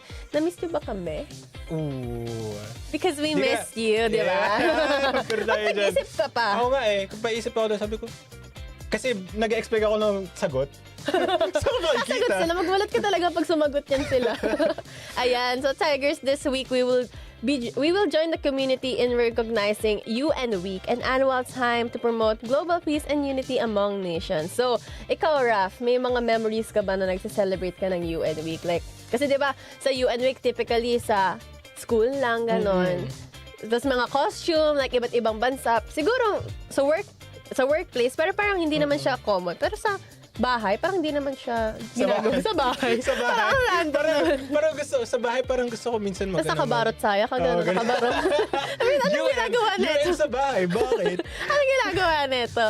Ay, naku. But, actually, yun lang din masasabi kong experiences ko with this back in junior high, back in elementary pa, may pa-contest dyan. May mga Best in costume. Best in costume for what country you're representing, di ba? Yun lang din naalala ko kaya nga medyo sad. I'm happy na yes, we're talking about this, we're celebrating this, but at the same time, nakakamiss yung mga pa-costume. Wala na kasing ganun ngayon dito sa college. Kaya parang medyo nakakamiss din siya na magko-costume ka ng kung ano-anong bansa, di ba? Ikaw, nung nakapag-ano ka ba? Like, costume ng ganun. Anong country? Ay, hindi Hindi yung nakapag-ano. Gusto ko, di ba? Nakikita ko rin yung sarili ko nagre-represent na. Ay, Philippines daw. Philippines pa rin. Bigyan niyo naman ako na, let's say, Japan din, China, Guatemala. Yes. Oh. Grabe. What ano? Well, try lang. Ikaw ba, may experience ka ba with this? Oo, nung ako, mga 5 or 6 yata. Like, elementary pa ako. Elementary din. Oo, ang represent ko India. Yes. Yeah, wow! I love that. Yes. Pero nanalo ako dun. Yun yung first and last trophy. First and last. Nag-iisa akong trophy sa sa parang contest. Kasi parang mini pageant din siya. Pero di ko rin alam. Siguro ako lang ang pinili kasi akin yung pinakamagandang costume. Ay, syempre na. Hindi, tsaka syempre, ikaw ang pinaka-pretty sa set of... Ako na to. Ano ba naman kayo guys, di ba? Ang galing. Ayan. So, today, we are not having this conversation alone. Di ba? Puro kami... puro kami dalawa lang. Siguro nagsasawa na kayo. We are honored to have a guest with us right now. So with that, let's welcome your friendly neighborhood tiger. He is Nathaniel Jacob M. Tapang, but you can call him Nat. Yes. He is from the College of Science and is in his second year taking up BS Psychology. And he is from the Thomasian Mental Health Responders, TMHR, Certificates and Feedback Community. Yes, welcome. Hi. Good morning. Yes, good morning. Very good. Ang ating energy ngayon taas. Yes. Taas na energy natin. Taas talaga. Diba? Ganun talaga. To the highest level tayo. To the highest tayo this morning.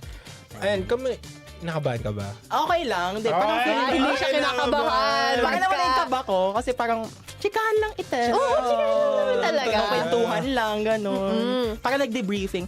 Hi! Ayan. So, deadmahin mo muna yan si Raf kasi hindi pa yan nag-aalmusal. But it is true, we are excited to have you because for today's segment, it's all about spreading awareness about global issues. So, we want you to turn information into impact. Yan. Impact. And kaya with that, teka muna tayo sa kamustahan na to. Let's ask our guest, Sinat, the question of the day. So with that, are you ready for the question of the day? Ready. Sige. Yeah. Drop it. Drop it. And our question of the day is, if you were to promote advocacy, what is it? Advocacy, okay. I guess advocacy is like, for me advocacy ko is, syempre, of course, as a psych major, is, of course, spreading compassion and empathy towards people. And yes, we never know talaga kasi kung if people are going through, ganon. Indeed. And I guess, mas tama nga talaga na mas madaling maging mabuti kaysa maging masama.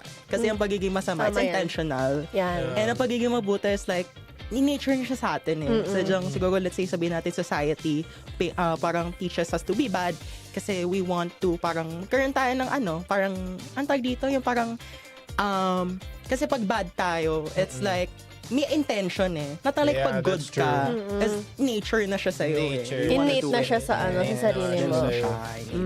Grabe. So kung magiging masama ka nga naman talaga, parang may may thought ba behind it, may reasoning ka pa. Ang dami pang di ba, like background. Pero when you're good, there's no why, there's no gaya nga ng diba, gaya ng sinasabi, it costs nothing to be kind. Diba? Totoo yan. Yeah. Well said, well said. Yes. Now that we're all introduced and friendly, I bet our viewers are eager to learn so much from you. So Nat, without further ado, let's ask you a lot of questions. Gano'n ka namin? Nakalista. Actually. Tindahan na listahan ng utang yan. Ayan. So, okay, recently, let's face it, the reality, the world hasn't been kind to itself. So, and especially the nation to each other. So, seeing the news of climate change, war, violence, and poverty, one can only wonder, na how does this constant exposure affect the audience's mental well-being? Siyempre, diba tayo naman, kapag example, parang, let's say yun nga, constant yung bad news, makaka-affect talaga yan sa natin, sa well-being natin. At saka kung paano tayo mag-move forward into life. Kung paano yung paggawa ng mga natin, basic needs natin sa school, sa office, yung mga ginagawa natin in everyday life.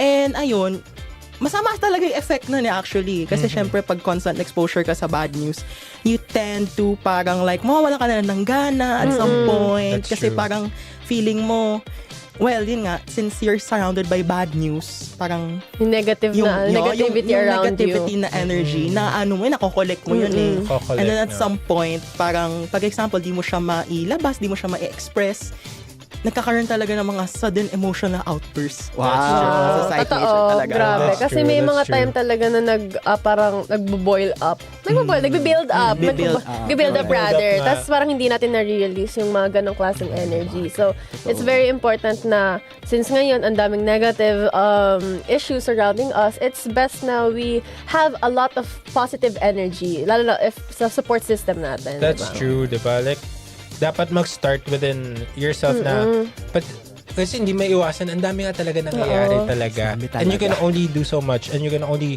react to it, diba? Kasi grabe. Well, especially in this current age and time and setting, grabe, diba? Yun na lang talaga masasabi natin eh. Grabe. Grabe talaga. Grabe talaga. Now, given that, how can we protect our peace? Well, staying active in global conversations.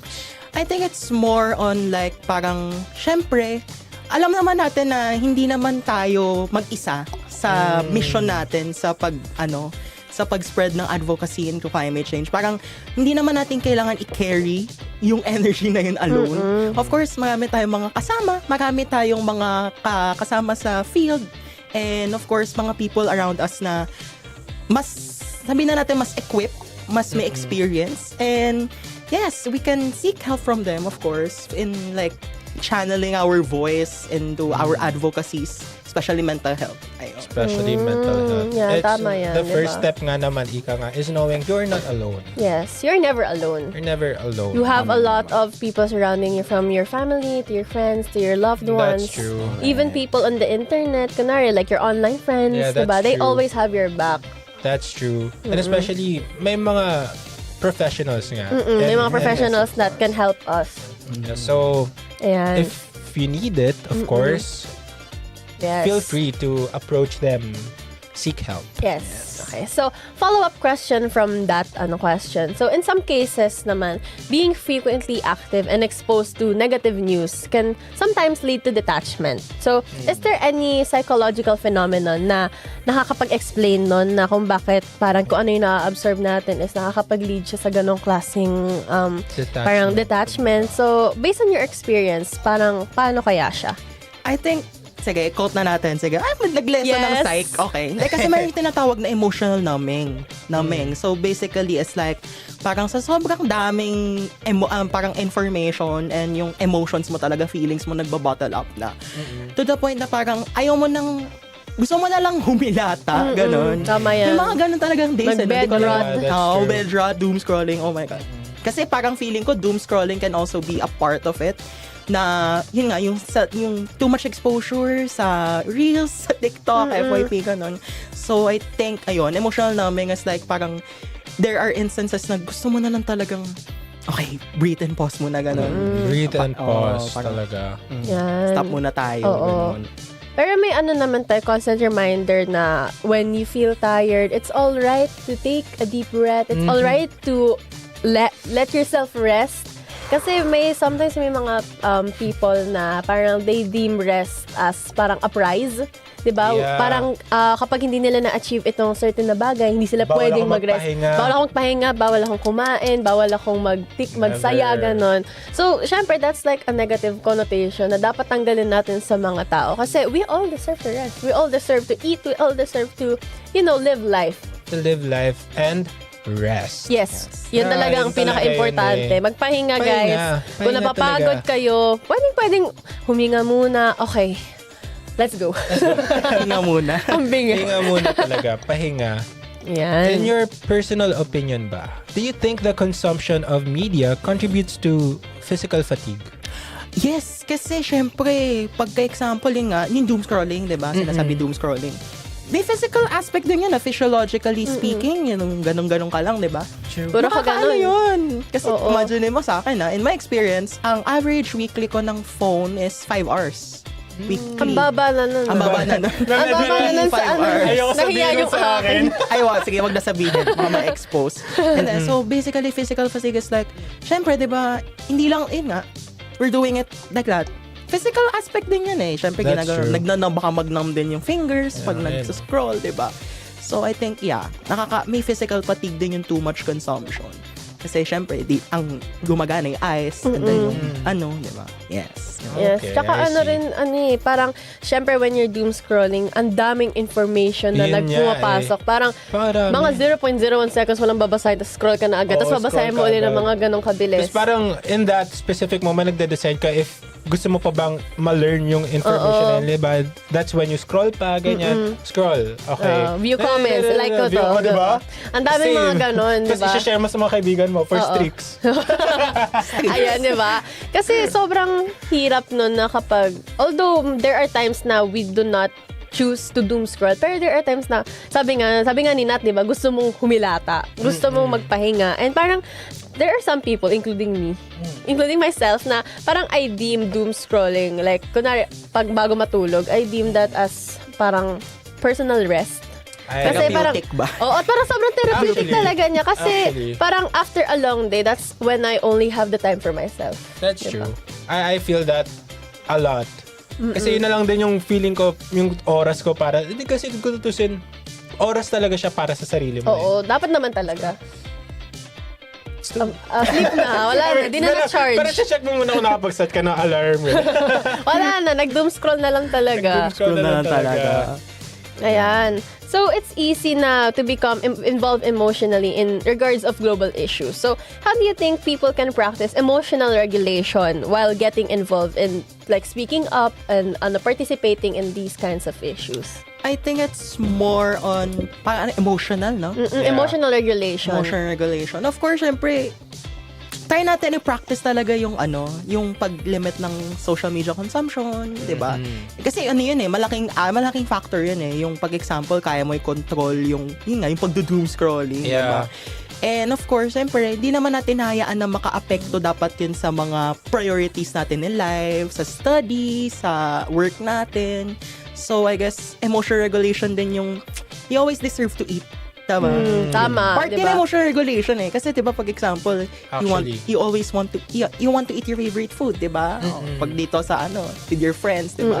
Part na emotional regulation eh. Yung parang when you're with your friends, wag mo na kayo mag-cellphone, kumain lang kayo, kwentuhan, gano'n. Instead na mag-cellphone lang kayo, magkakatabi. Kaya nga parang, nakita ko yun when I was scrolling one time na parang, it's a good moment kapag wala kayong pictures together. Pag wala kayong mga na-take na pictures ng mga kaibigan mo. Kasi that means na you spent your time really, really well. Yeah. I can attest to that. Diba? Pag wala nga talagang phones, let's say, okay, phone, like hindi nyo pinag-usapan na mag-phones down eh. Like it just happens so naturally when you're in the moment. Sarap sa feeling. Magulat ka na lang na, tapos yung araw. Grabe, gabi na uwian na pala. Uwian na pala. Like, wala man tayong picture na hindi mo nakapag-point 5. Hindi na picture yung mga places na you want at. Like, just because the company is super good. Diba? And you're feeling really good about all of it. Ika nga, diba? So, allow us naman to ask you this next question. Okay. One global issue is the spreading of fake news. Ako. Sobrang naghanap yan. Nako. Super. So, with that, what could be the possible psychological factors that make people vulnerable to false information? Okay, so feeling ko kasi, wait lang. Social psychology. I'm studying social psychology. Oh, wow. So basically kasi, meron tinatawag na confirmation bias. So basically, and hindi siya part ng social psych, pero meron din ako nabasa, is yung cognitive disclosure. Basically, people tend to parang disclose themselves in a, sabihin na natin in a bubble, and then dun lang sila kukuha ng information. And like parang, bias eh. Yeah, so basically, kung ano yung gusto nila makita, kung ano yung gusto nila maginig, ganun siya. That's how fake news works kasi, na parang, diba, pagka false information, parang you tend to believe it, even though alam mo naman hindi. So, papasok din dito yung cognitive dissonance na nag-rally yung values mo and yung ginagawa mo, nag-contradict siya. Actually. So, ayun. That's well said. Grabe. Really well said. Parang that gave me, kasi syempre, when you talk about fake news, akala natin kapag kunwari, Scroll lang tayo, may mga tao lang na nalilimutan natin mag-fact check, but there's also like parang bias that comes into play. I think na kaya talaga laganap ang fake news is quote-unquote bias talaga. Dagdag ko na ganyan yung mga AI generated. Oo, isa rin yan actually. Nang hirap ng i-identify, no? Pag yung mga AI generated. Sobrang hirap na nila na parang totoo na sila. Minsan nga kapag nakikita ko yung mga video, sabi ko, hala yung pusa, tas nalaglag, tas biglang naging dinosaur. Di ba parang gano'n? Sabi ko, ha? Totoo pa ba to? Oo, diba? yung pusa biglang sasayaw. Paano naman yun? In a span of a year, no? Imagine nyo. Siguro mga last year, mga April 2024, madali pa i-detect eh. Yeah. Sobrang hirap na. Sobrang laganap na. Grabe talagang teknolohiya. Kaya very in line siya sa aking advocacy. Yes. Digital literacy. Ayan. Okay. So, ayan. So, how can a person find hope in the midst of the global issues happening right now? So, feeling ko, syempre, finding hope. Grabe, sobrang deep nun eh. No? It's important na yun nga. Meron kang community na pwede mong papagsandalan. Lumaki. Yes. Gusto kong magsumbong sa'yo. Ayun. Na parang meron kang mapaghuhugutan ng lakas. Yun nga. Finding hope in the midst of the global issues happening right now. Of course, yun nga. Meron naman tayong community na masasandalan natin. And yes, sobrang sobrang impactful nun na antag dito. Yun nga, finding hope is not just in people, but of course, syempre, as a devout Roman Catholic, I also find strength in God. Yes. Hope in God. Yes. Grabe. Iba rin kasi ang nabibigay. Since a personal connection with your friends is one thing, but another connection with God is a different thing. Kasi, diba, iba yung kapag ang pananalig mo sa Kanya na, no? That's true. Pag may faith ka, yung hope mo hindi matitinag eh. Hindi matatanggal sa yan. It will always be there and it will even be stronger when stuff happens, let's say, diba? Yes. And talking about these stuff, asking questions regarding our mental health and our global issues, it's tough. Well, what can I say? It really is tough. It's a tough conversation to have. Yes, but it's necessary kasi being informed and involved about our global issues can put a strain on our mental and emotional well-being. So today we did not just talk about it, but di lang natin siya in-address, but we also understood the humanity along with it. Mental health and global issues aren't merely two different topics. They are related, connected. Ganyan sila. Our capacity to feel and to empathize with issues is the very essence of our humanity. We are living in this globe, and that means we have to keep the peace as well as ours. Yes. So a huge thank you to Nat for opening up and spreading awareness. Grabe na. Tulungan mo talaga kami na makomplete yung puzzle between global issues and our mental well-being. So it is a great reminder that indeed the world needs our care and so do ourselves. Gaya nga nasabi niya, di ba? Importante na magpahinga, kumain, at you live your life, di ba? So, alagaan yung sarili niyo, Tigers, lalong-lalo na flu season pa. Grabe. Flu season Drink pa your nga. vitamins, yan. Take care of yourselves, guys. As we close our segment, we want to encourage first our audience to keep the conversation going. Share your takeaways to your friends and always to check in with yourself. Just a reminder to utilize the resources that our campus has to offer. Yes. So once again, this has been Kolehi-U, where we try to understand because we sincerely care for you. Yan. So hang tight because we will be back at Tiger Rush.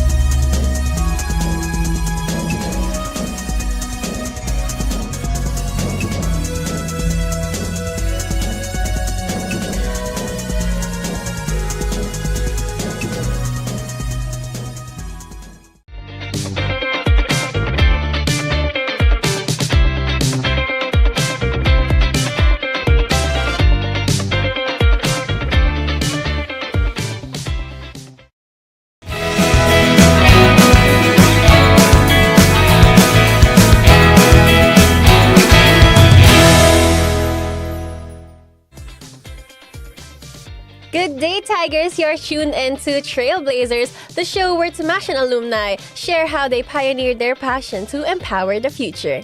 Yes, and today we're celebrating United Nations Week by spotlighting a Tamashan whose path in leadership reflects what it means to be a change maker in today's global society. Yes, our guest graduated cum laude from the Faculty of Arts and Letters, majoring in Aviation Studies class of 2025, where she also earned the Best Thesis Award. Wow! She's currently taking up Juris Doctor at the University of Santo Tomas, continuing her journey toward advocacy. Yes, her leadership speaks for itself. President of the UST Asian Studies Society, Board of Director at the UST Student Organization, Coordinating Council, and Officer in Charge and Event Director for the UST Model United Nations. You know, beyond titles, she's also a creatives director for various brands like Parallel Dimensions and Mad Monkey, merging diplomacy with design and communication. Yeah, so let's welcome our trailblazer for today, Lara Sofia V. Chua. Yay. Hello po.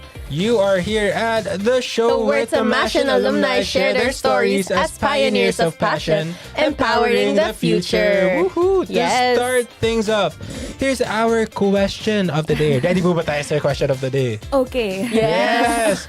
So, our world is full of societal issues. What does it truly mean to be a change maker? Ang hirap naman. Bigla din ako eh. Sorry. Siguro, for someone to be called a change maker, someone should be someone who has an empathy and also yung courage to do what needs to be done. So, syempre, parang ang hirap rin na to know these issues pero wala ka namang pake or you don't have the courage to address these issues. So I think that's true. That's how I'll define the change maker in today's world. It starts with empathy. Yes, ang hirap nun makuha minsan eh, no? Yung mga tao na hindi empathetic. Pero ako, kasali ako dun sa meron. Same. You know, an empath. I'm an empath. I cry to TikToks, yung mga aso, pusa, daga. Daga? Bawal pala doon, di pala pwede ang daga. Ayan. Now, Miss Lara, allow us to ask, how did your journey in this field begin? Di ko rin alam. And I think last time rin when we went here with my former BP, I explained na I think I joined Asian Studies kasi I was inspired by a senior of mine in FEU na nag-take up siya na international studies. Tas parang, I think ever since naman, may interest na talaga ako sa gantong field. So I think I started it there, sa Asian Studies talaga. Sa Asian Studies din nila. Well, we're glad na you got inspired to be where you are right now. To be where you are right now, yan. Yes. So, what made you stay committed to this path even when it got challenging? I think it would be yung support system ko that I built through college na parang, of course, there are times na sobrang hirap understand yung mga terms in Asian Studies. Minsan, nakakalito lang talaga siya. But I think it's the people that you're with, na you're associated with, na parang mag-help sa'yo in staying on this kind of path. So, syempre, of course, yung interest talaga na, even because I think sometimes on my end, meron akong times na ano bang ginagawa ko dito, ganun. Pero, may days na makikita mo rin yung fire mo kung bakit ka nandun. Makikita mo talaga. May mga days talaga. Naman, parang demotivated ka. Parang nagtataka ka, why am I even here? And then, boom. You suddenly realize, oh, ako na nga pala to. Oh, exactly! Diba? Yes!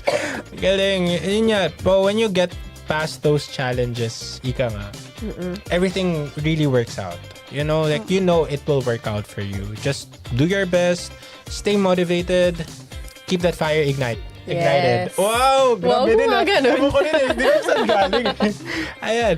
Now, you've held leadership positions in several university organizations. From being ASOC President to SOC Council Director. Did anyone or anything influence you to choose this direction? Hindi ko alam. I think, for context, yung first 3 years ko kasi in college, sobrang demotivated ako mag-join ng orgs. Then, nung by third year, parang ayan, doon ako nag-start sumali. And I think factor kung bakit nag-keep ako sa track na yon by my last year. Siyempre yung boyfriend ko rin kasi mahilig mag-join sa ganito. So, siya rin yung reason kung bakit ang dami kong nasalihan. So, parang naglalaban kami. Hindi naman. Pero, parang pabaligsahan daw sila.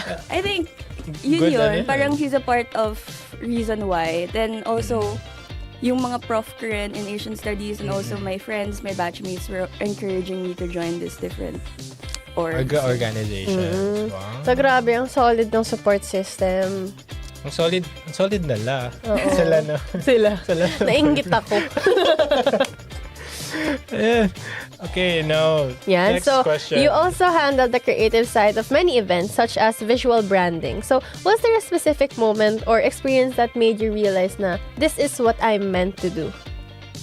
I've been in that field for 2 years then. So, kahit nung college pa. Siguro, yung pinaka-time na yon would be the time na nag-event kami outside Manila.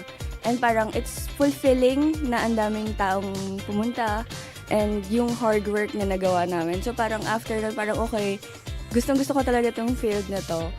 Kasi, nung before kasi parang okay, I help around in different events, ganyan. Pero yun ang time na yun na parang ikaw rin yung reason why na parang this event was successful. I think that's what made me say na this is it. So, currently, I'm still part of it. Grabe naman. Parang it's the fulfillment na nagpapaano sa'yo. It's what keeps you going, di ba? It's what keeps you going.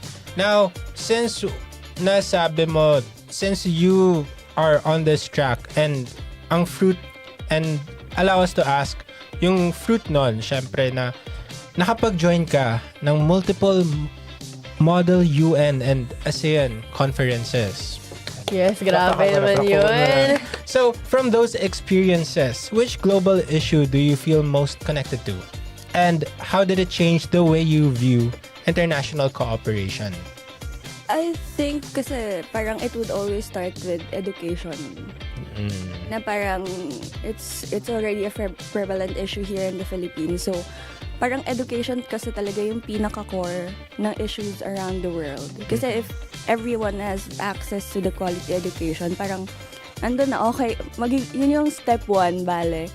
So, ang tawag doon, ano pa? Medyo nawala ko. And, how did it change the way you view international cooperation? Siguro on my end, it changed my view on international cooperation na parang if people were given access to quality education, parang mas madami rin silang access to other opportunities. Na parang, that's true. Yung kapag kasi looking at it, international cooperation, parang mostly economy lang, ganyan, ganon. Pero parang factor yun siya why parang it's a must rin para mas maging maganda yung cooperation between other countries. I don't know if I make sense, pero parang ganun yung view ko doon.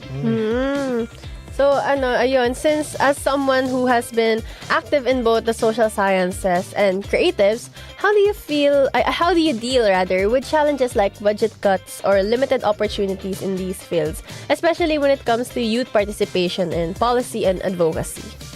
Siguro on my time with Asian Studies Society, ang daming beses na talagang kailangan namin maging strict with the budget. Na, ang tawag dito, parang we have to limit ourselves with what we have. So, I think what we do that time, of course, is yung to prioritize talaga yung magiging concept or yung laman ng event rather than the decorations, ganyan, because ang importante kasi is at the end of the day, may mauuwi yung mga students or yung participants na knowledge rather than parang other paraphernalias na, kunyari yung story lang, gano'n. At the end, parang mas importante sa amin na meron silang nakukuha that would influence them at the same time and yung may matututunan rin sila, ayun.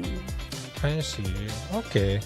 Grabe. So, hirap din ng na may mga budget cuts kasi ang hirap na dapat gusto na maging maganda yung event, let's say ganun, pero limited lang yung budget and ang hirap nun parang carry out when you have limited resources. That's true. Kaya you do what you can talaga. Indeed. Can we ask naman, for you, what defines a change maker in today's world? Grabe mga tanungan natin. Kaya nga yun. Hindi ko rin alam ano yung sasagot dyan. So, what do you think defines a change maker? Then, nakakapagbigay ng change sa mundo natin. Ngayon. Oo. Hirapan. I think, parang natanong na to. Di ba? Pero, siguro, parang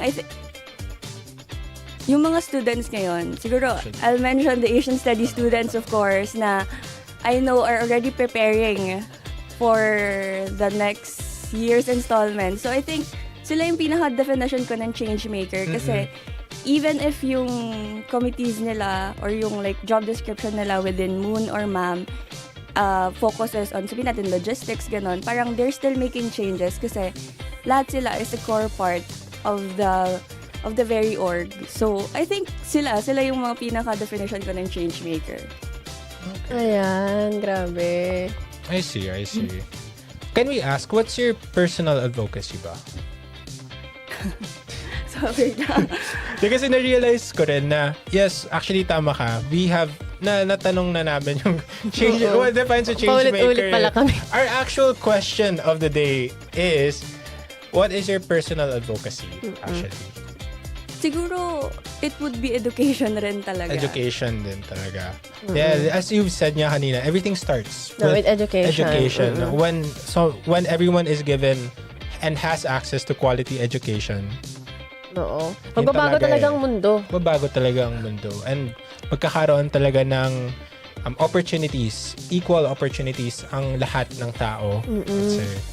Ayan. So, okay, moving forward, how do you envision using your background in law together with your Asian Studies training to build a more inclusive and sustainable society, especially in conferences and events where some participants are unable to join due to the registration fees? Grabe ang haba. Kaya hiningal din ako. Siguro, in my end, parang mahirap din.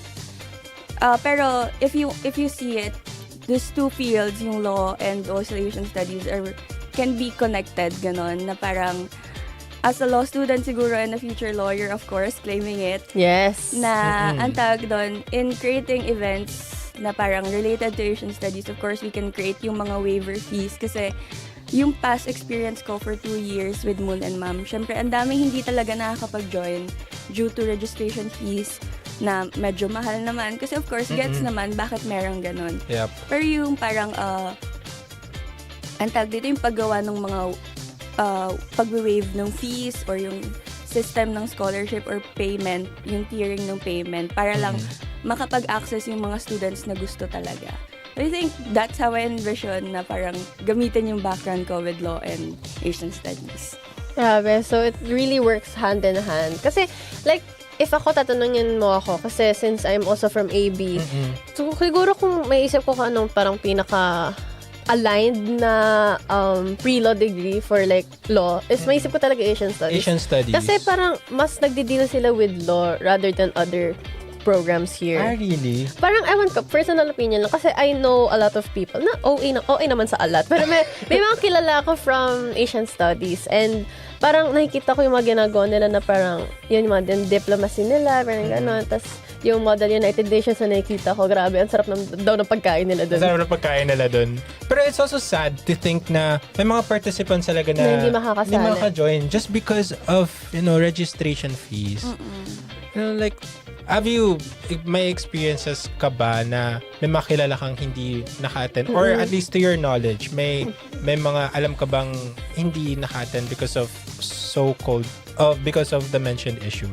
Feel ko, I don't know anyone personally, pero kasi parang, siguro based on experience rin in other, from other students na, mahal rin kasi talaga yung registration fee sometimes. And hindi lang siya like for Moon and Ma'am, all other events talaga. I see. Tapos, if hindi naman siya registration fee, most likely yung transportation, na parang, of course, yung ma-reach lang namin is yung mga partners ng Moon or Ma'am, or if not yung partners, yung within Metro Manila lang. So, paano rin yung mga outside Manila?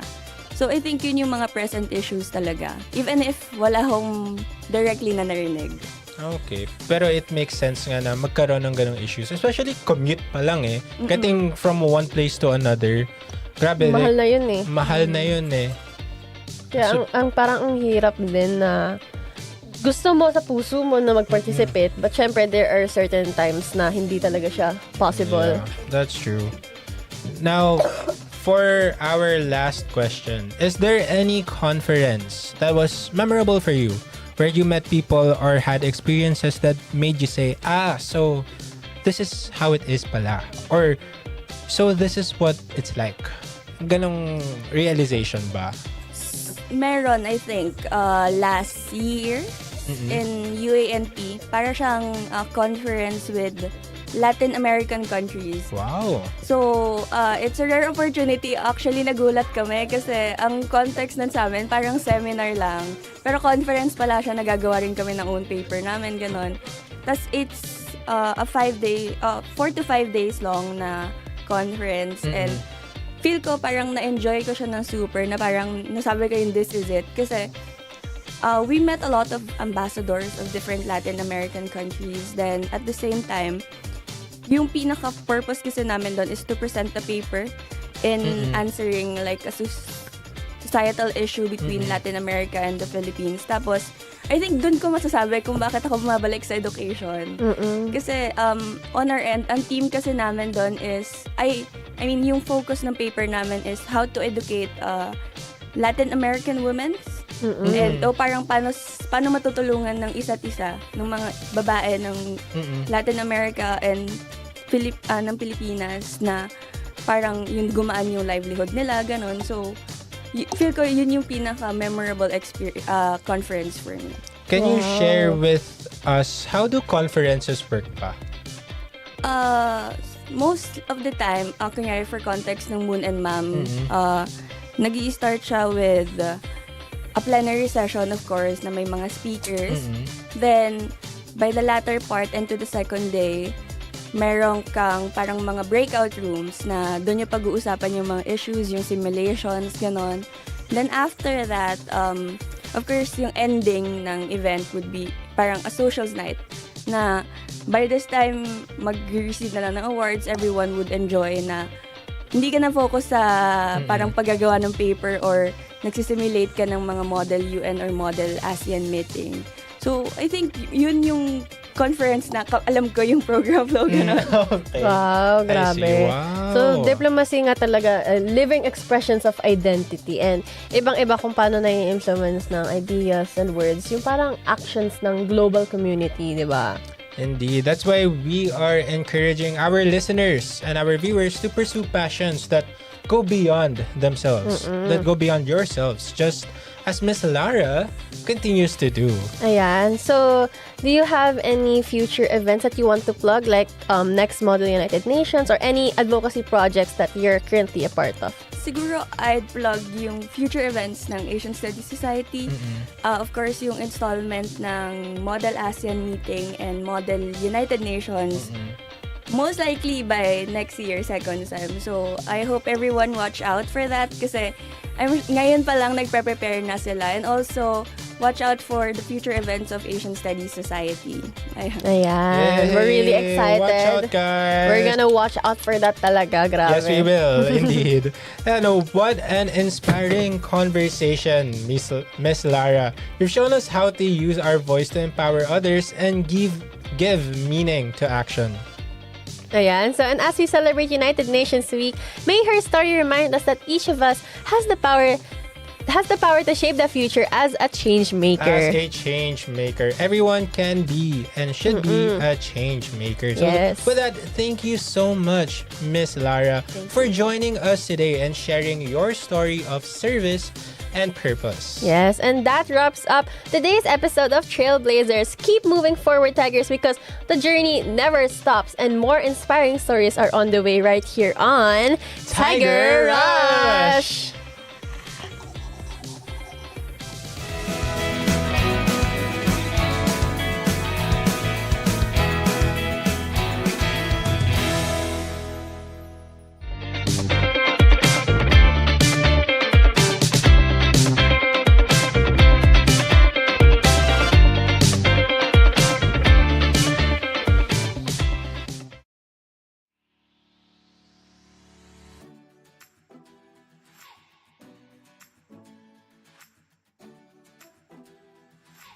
Welcome, and Pax Christi in Regno Christi. The UST Pax Romana is the premier religious student arm and advocate of peace in the university. We are the oldest religious organization that was officially founded in 1941 and still upholding the university's Christian ideals. It is a religious, educational, cultural, social-civic, peace-advocating, non-profit, and non-political organization. For 80 years, Pax Romana continued to strive for the integral formation of the Catholic students, molding Tomasians to transmit knowledge to form competent and compassionate professionals committed to the service of the Church, the nation, and the global community. We go beyond by offering Christ-centered programs that are rooted in our Catholic faith and values. We promote the intellectual formation of the students through the discussions and applications of the Catholic faith towards modern-day societal issues that have become divisive rather than unitive. Come and join us as we celebrate the organization's 80th anniversary of promoting the Christian faith through the light of Christ and advocating peace through the love of Mary. Be the best that you can be! Be a Paxi! Hey, Tamashans! Back to school na naman! This is Hometown Vlogs. Stay tuned for our next destination. Welcome to a new edition of Culture Shock. As a New Yorker, charis. Of course, it's a big win for UST. Saan tayo kakain? Mine is the red velvet latte.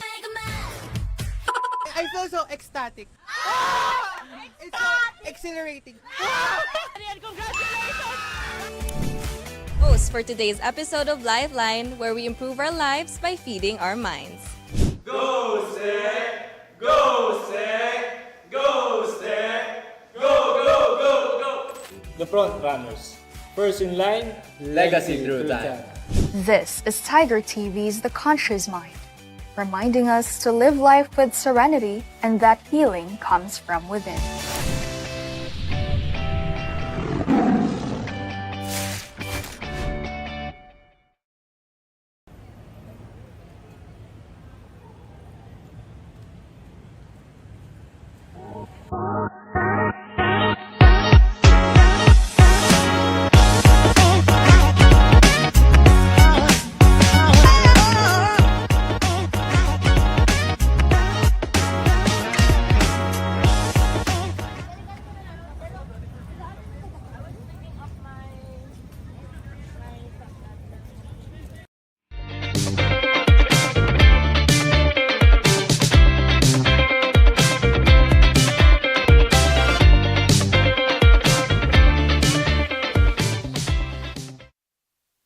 And we're here on the show that puts the R to your mornings, Tiger Rush. Wow, really loved the insights we got today. What do you think?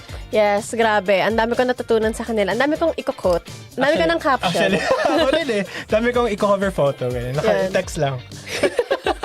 Ayan. So, why don't we have a recap for those who missed it? Yan. For hashtag OOTD, we had Louisse Jasmine B. Policarpio from the UST Society of Tamasian Entrepreneurs. Executive Coordinator siya doon. And for the UST Central Student Council, she is a staff in the Community Development Committee. From the College of Commerce and Business Administration, taking up the Bachelor of Science in Entrepreneurship program. Yes. Hi. For Kolehi-U naman, we had Nathaniel Jacob M, Tapang, also known as Nat. Yes, si Nat. From the College of Science. He is a second year taking up BS Psychology. He is from the Tomasian Mental Health Responders, or TMHR, Certificates and Feedback Committee. Yeah, and for Trailblazers naman, we had Lara Chua. Grabe. Sobrang jam-packed na itong episode na to. Sobrang jam-packed. Sobrang daming pinag-uusapan namin kanina. Ang dami naming key takeaways. Key takeaways for this episode. And I'm really glad and I'm really happy with the roster of people we had today. What do you think? What is your pinaka-naalala, pinaka-memorable for you?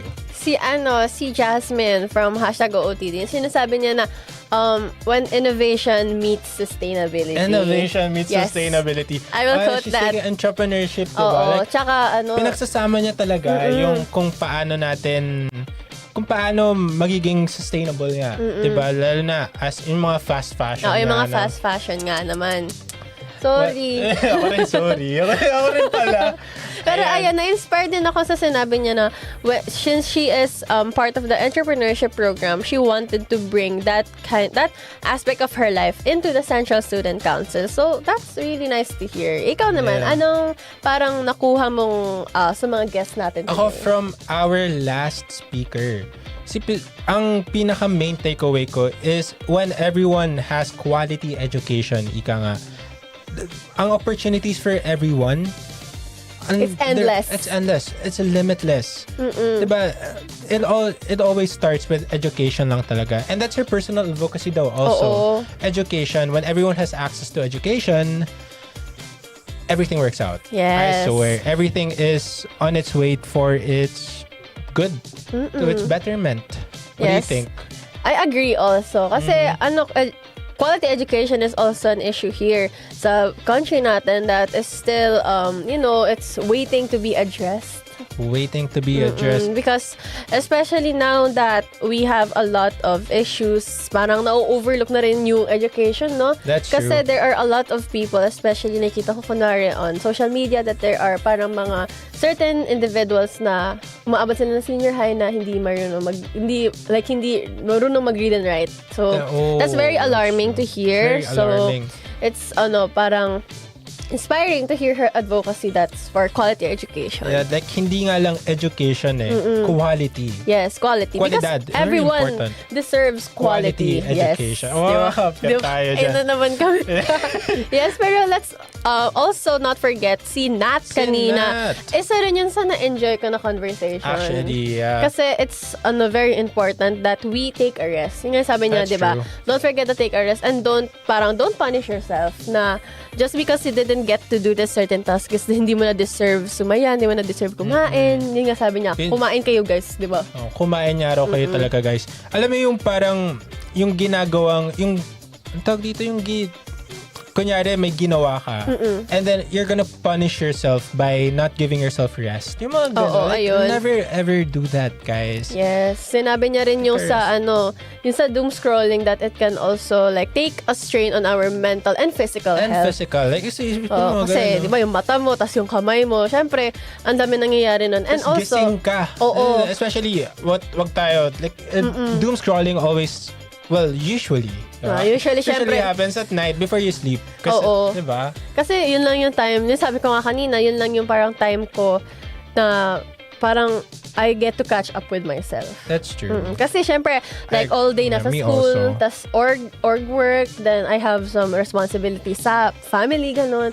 Pero like when you get to sleep, parang, okay, scroll ako, ganyan. Diba? Ay, ito, grabe nga yung natin today, no? Grabe ang ating episode. What do you think? Grabe rin I really gained a lot from our guests. Like, they had different kinds of opinions on one certain goal natin, which is spreading awareness to global issues. Kasi, di ba? Personal advocacies pa lang nila. Actually, when we actually think about it, lahat ng personal advocacies natin, they tie up with one another.